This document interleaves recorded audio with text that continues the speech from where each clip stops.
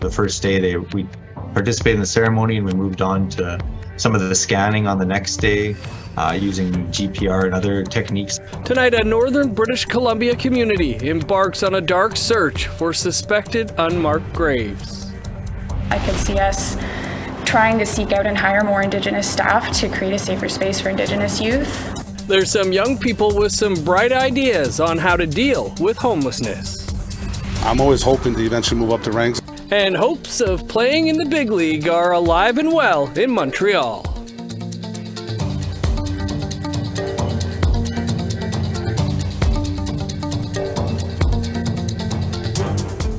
Good evening, I'm Dennis Ward. Welcome to APTN National News. We begin in British Columbia, where a search for unmarked graves at the former Alberni Indian Residential School started this week. The Sechot First Nation says children from over 100 First Nations attended the school. APTN's Lee Wilson reports.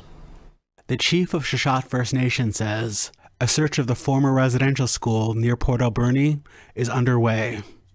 Chief Wamish says the search is being done by the company Geoscan, but it is being led by school survivors and hereditary leadership, according to their ceremonies and protocols. And so the first day we participated in the ceremony and we moved on to some of the scanning on the next day using GPR and other techniques that they have at various priority areas in the community that have been identified through research or through interviews with survivors. The Alberni Indian Residential School ran from the late 1800s until the 1970s. It was run by the Presbyterian Church, then the United Church, and Indian Affairs. Children from more than 100 First Nations attended the school. Chief Wamish says the search is all about the children. It's really for them. It's really to justify what I think they've been saying all along. As children, we grew up and we heard about these stories, and many of survivors' children or survivors have always talked about these stories about the children who didn't make it home for various reasons. This is going to help solidify what they've been saying for a long time. And again, we consider it a sacred responsibility to do this and help them get the answers. Wamish thinks it is important for the media to keep highlighting the stories of residential schools so survivors know accountability is ongoing. Because that isn't just for the education for non-Indigenous people. That's to make sure this story stays alive so that survivors know that it's not just falling off the plate of governments and Canadians, that it's always on their mind that, hey, this happened not so long ago in our history. And we need to educate future generations, not only so it doesn't happen again, but so they always know what happened. This week's activity of the school grounds is the first phase of multiple searches. Lee Wilson, APTN National News, Kitimat. The City of Ottawa is moving ahead with plans to build a $3 billion hospital just west of downtown. But not everyone is on board with where the new Ottawa hospital is going to be built, including one of the city's main Indigenous organizations. APTN's Fraser Needham explains. Ottawa needs a new hospital. The existing Civic Hospital is close to 100 years old and it is crumbling. Council has signed off on a new site near what the locals call the Experimental Farm, a sprawling 400 hectares of green space and trees good for walking and cycling. Mickey Adams says she fell in love with the area when she moved to Ottawa from Rankin Inlet, Nunavut, 4 years ago. And here in Ottawa, it's such a beautiful city, a lot of green space and so much to discover just within the city itself. So whether it's cycling or walking, we love to walk around and view what the city has to offer. Adams is also co-chair of the Ottawa Aboriginal Coalition. They're primarily against a proposed 4-story, 2,500 space parking garage. Hundreds of trees will have to be destroyed, but City Councillor Jan Harder is having no part of this argument. Here she is at a council meeting earlier this year. So take your trees and your freaking parking lot and shove it where the sun doesn't shine. Adams says comments like those make her wonder how serious Ottawa really is about reconciliation. Just goes to show their part on wanting to take part in reconciliation and how they unfortunately view Indigenous people and our culture and our ways. With respects to shoving the trees up our blank. The site is in New Democrat MPP Joel Harden's constituency. He says a number of groups are opposed to the new hospital as well. And an above-ground parking garage was not part of the original plan. So we were told last May that this would be a 4-story, airport-sized parking garage across the street from a UNESCO World Heritage Site. We were told that. The hospital had said previously it would be 1,100 spaces, buried underground. In an emailed statement, the City of Ottawa told the APTN that every effort will be made to preserve as many trees as possible. And for every tree removed, another 5 will be replanted. Also in an emailed statement, the Ottawa Hospital told APTN extensive consultations have been done on the new hospital site. This includes with an organization called the Indigenous Peoples Advisory Council. Fraser Needham, APTN National News, Ottawa. It's being called a milestone for education for First Nations in Quebec. In Ganawage Mohawk territory, Canada signed an agreement that gives more self-determination to First Nations in the province. The agreement may also provide a measure of protection against recent French language law reforms in the province. Tom Fenario has those details.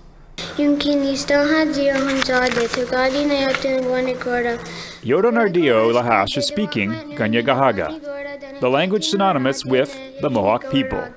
It's also endangered, which makes Thursday's signing of a 5-year, $1.1 billion regional educational agreement all the more significant. The students within our First Nation communities will definitely benefit from the regional fundings agreement. The agreement has over $310 million in new funding for 22 First Nation communities in Quebec. The money will go to improving school transportation, staff recruitment and retention, and perhaps most importantly to kids like Yodan Hardio, control over school curriculum, such as language instruction. AFN Regional Chief Ghislain Picard called the agreement the culmination of 35 years of advocacy. One of the privileges of having around for so many years is that you get to see very important, as you call them, Madam Minister, milestones. But there are other battles looming. It's a matter of time before we lose the presence of French in Quebec. Quebec's recently passed Bill 96 will require college students in the province to pass more French courses and will limit spots in English colleges, meaning that schools on First Nations might have to make difficult decisions about what language to teach when it comes to preparing students for higher education. Picard gave an example he was recently made aware of, involving an English-speaking First Nations woman pursuing a career in social work. She has learned, this is recent, that the classes or the courses who were before available in English are now only available in French. This is a prime example of the kind of situations that our people face. And I will add this, I mean, we haven't closed the door on potential options to intervene on 96. During questions, Indigenous Services Minister Patty Haidu stopped short of condemning Bill 96. She did, however, say that giving First Nations more self-determination will provide a measure of protection against the bill. I think it is important for us to stand with Indigenous people as the federal government to make sure that they continue to have those rights, that they have the rights to educate their children in ways that are going to result in the success of children. But success can be measured in many different ways. At least now, many First Nations in Quebec will have a say in how it's defined. Tom Fenario, APTN National News, Ganawage, Mohawk Territory. A long-running powwow in Kamloops has gone viral on social media for all the wrong reasons. The powwow rules have been called out for being transphobic and for what some say are colonial blood quantum requirements. Leanne Sanders has that story. The outrage started earlier this week after the Kamloops Powwow in British Columbia released their rules. Social media posts skewering the rules have been popping up since they were posted, including this more serious one that reads, "The rules of Kamloops Powwow are ridiculous. What happened to every child matters. My two-spirited child matters. Your powwow used to be a favorite of mine to travel to. I won't take my child where she is shamed by a toxic powwow committee that approved rules that exclude her. Disgusting, Kamloops."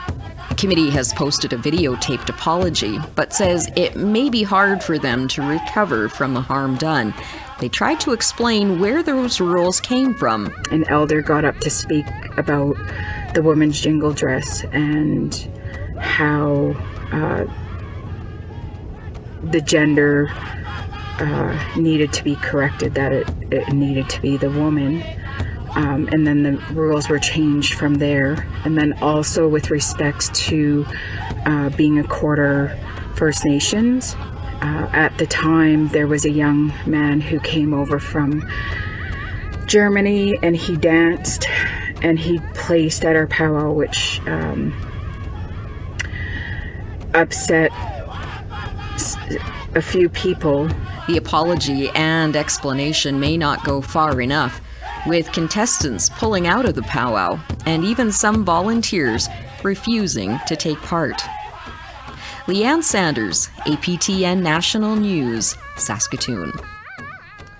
Thanks, Leanne. We want to hear what you have to say about the Kamloops powwow rules. Here's how you can continue that conversation. You can send your emails to news@aptn.ca or leave a comment on aptnnews.ca. You can also find us on Facebook, Twitter, Instagram, YouTube, and TikTok. Follow APTN News to join the conversation and see our latest stories.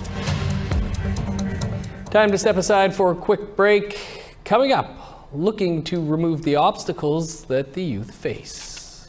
So we're really excited to be taking part in this research so that we can help identify some of the barriers that Indigenous youth face.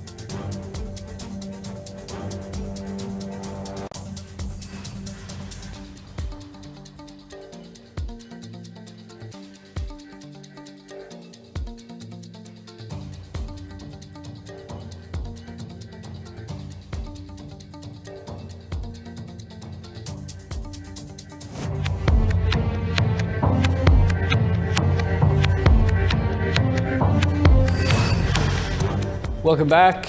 Well, it is going from flooding to wildfire season. A community in northern Manitoba has issued an evacuation order due to an ongoing forest fire in the area.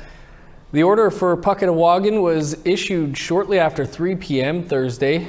The community is about 700 kilometers northwest of Winnipeg and is only accessible by plane and train. Elders and chronically ill residents are being flown out first. Evacuees will be sent to communities ranging from Cranberry Portage, the Paw, Winnipeg, and Swan River.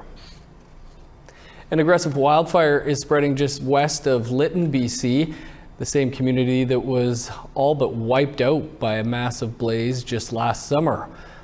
Flames were first reported Thursday afternoon on the west side of the Fraser River, and at last word, the fire has grown to 250 hectares. Dozens of properties and 6 reserves at the Lytton First Nation are being evacuated. Just 2 weeks ago, Lytton held a special ceremony to mark the 1-year anniversary of the deadly wildfire that destroyed much of the village. A Southern Ontario youth centre is hoping to create change with the help of a research project by finding ways to remove barriers and engage Indigenous youth. Here's Annette Francis with that story. Youth Opportunities United in London, Ontario has a lot of resources to offer, including an employment centre that offers work to young people who are seeking experience. So youth are able to participate in the employment center to work at any of our social enterprise locations. So we've got the You Made It Cafe just next door. We've got the wood shop and the recycling center. And then there's also the kitchen at the shelter that youth are able to pick up shifts at. But what the center doesn't have is an inviting space for Indigenous youth, especially for those who are homeless. According to the Youth Development Councillor, that's why U is collaborating with Western University in a research project. It's called Equip, so it's all about equity in healthcare. So they're trying to adapt it to fit in a homelessness atmosphere. So we're really excited to be taking part in this research so that we can help identify some of the barriers that Indigenous youth face when accessing homelessness service, and sort of amend those barriers and figure out why is this happening and how can we fix it. It's a 10-week head-to-heart project that research fellow and nursing student Rachel Raddick is working on. She's hoping it will give youth a voice. Because the research fellowship is a shorter span with only being 10 weeks, we are hoping to be able to work with the youth to be able to recruit, to create a Indigenous Leadership Council within Youth Opportunities Unlimited, to be able to uplift and empower youth voices, to be able to be the voice of that change to create safer spaces for Indigenous folks. And Sarah Palmer sees some changes that could be made as well. I could see us incorporating more Indigenous imagery in our buildings. I could see us trying to seek out and hire more Indigenous staff to create a safer space for Indigenous youth. I could see us finding funding to be able to support youth who want to go to the reserves surrounding London to visit their families, participate in ceremonies. Raddick is hopeful to have an Indigenous Leadership Council in place by the end of the project. She says having Indigenous youth at the table will mean real change. Annette Francis, APTN National News, London. Time to step aside for another quick break. Coming up, some serious Indigenous talent at the Montreal Canadiens training camp. Just trying to be a sponge here. Of course, like NHL is the goal, but it takes time, and I just want to improve my game here.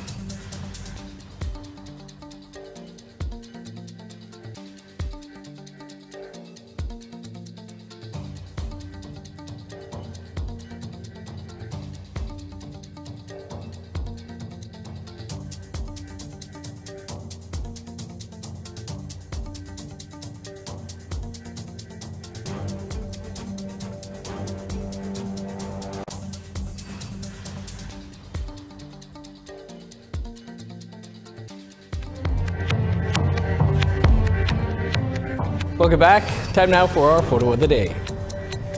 There's a new sculpture on display at the historic Forks in downtown Winnipeg. This photo is courtesy of Jamie Isaacs. Jamie tells us the sculpture is inspired by the Anishinaabe story known as the Eighth and Final Fire Prophecy. Be sure to check that out in Winnipeg, Manitoba. And I guess Jamie didn't write in there, but she's the one who designed that art installation.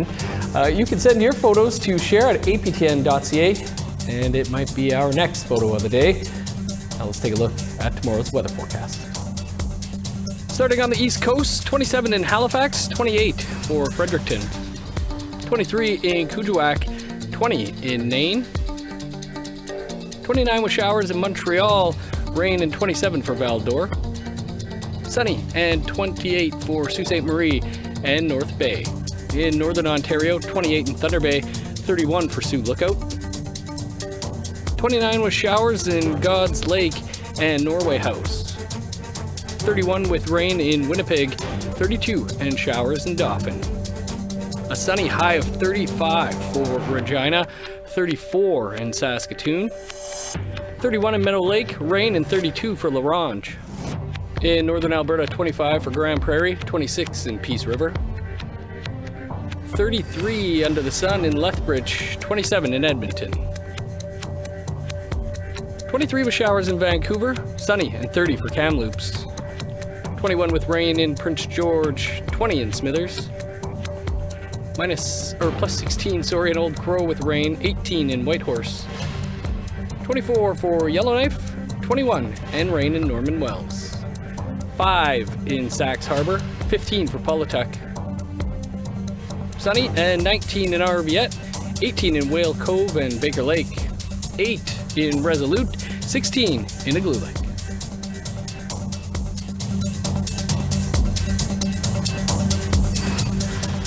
Every year, the Montreal Canadiens hold a 3-day development camp for its prospects.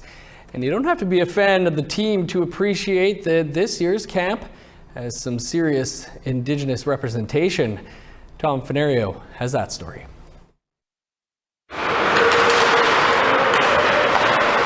While much of the excitement regarding the Montreal Canadiens development camp surrounds recent first over pick Juraj Slafkovsky, off in another corner of the rink, two players are working to make a name for themselves. The shooter is Israel Mianskum of the Cree Nation of Mistissini. Mianskum plays for the Sherbrooke Phoenix of the Quebec Major Junior League. He's here on a tryout. Just trying to be a sponge here. Of course, NHL is the goal, but it takes time, and I just want to improve my game here. The goalie Mianskum is shooting on is Emmett Croteau, a Métis from Bonnyville, Alberta. Croteau is a recent 6th-round pick of the Habs. I was in Edmonton. I was sitting down, getting dressed actually to go on the ice. So I was aware the draft was going on. I just had my phone by me, but I wasn't really sitting there watching it. So just kind of doing my routine, stretching and stuff, and went to get dressed, and the phone rang. So it was an amazing experience. My dad was there with me, so I ran out and we shared a hug and shared a moment. So it was really special. Croteau says he likes to keep an eye on other Indigenous players and cites Jordan Tutu as an inspiration, as well as a current member of the Canadiens. Being a Carey Price fan growing up and now being here, it's a pretty cool thing. Meanwhile, Charlie Washipavano is sharing the same ice, but he's a prospect of a different kind. Based nearly 1,000 kilometers away in Chisasibi, Washipavano runs the Cree Nation Bears program, an elite team with the best players from the 9 Cree communities in Quebec.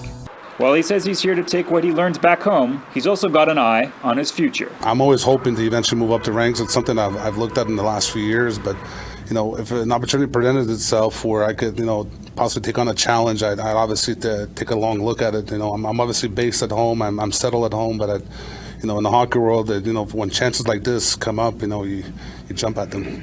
For many here, the Indigenous presence at the Canadiens development camp is about more than just career advancement. Frequently, when Indigenous players make the news in Quebec, it's because they've been subject to racist taunts and jeers, such as this 2018 game featuring 13 and 14-year-olds in Quebec City. Nonetheless, Washipavano is optimistic that incidents like this are becoming increasingly rare. It's pretty tough to navigate at times. It's not just for individuals, but obviously for teams. I'm part of the Cree Nation Bears program back home.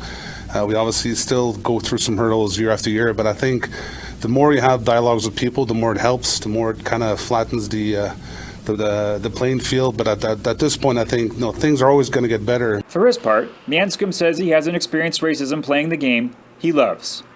Right now, he says he's just living his dream. I think every kid in Quebec is always a big fan of the Habs, and so just to get the opportunity to be here and to put on the jersey was really special. Tom Fenario, APTN National News, Brossard, Quebec. Very cool. Good luck, boys.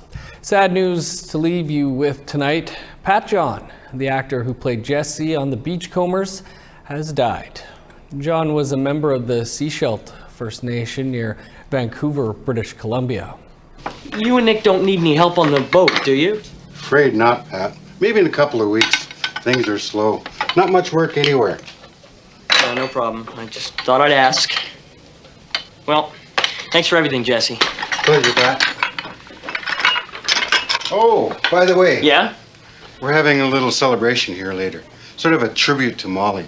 Can you, Jack, come over? Oh, yeah, sure. He was, of course, best known for his role as Jesse on the Beachcombers, the long-running comedy drama series that aired Sunday evenings on CBC television for 387 episodes over 19 seasons, from 1972 to 1990. He died at a relative's house in Seashelt on Wednesday.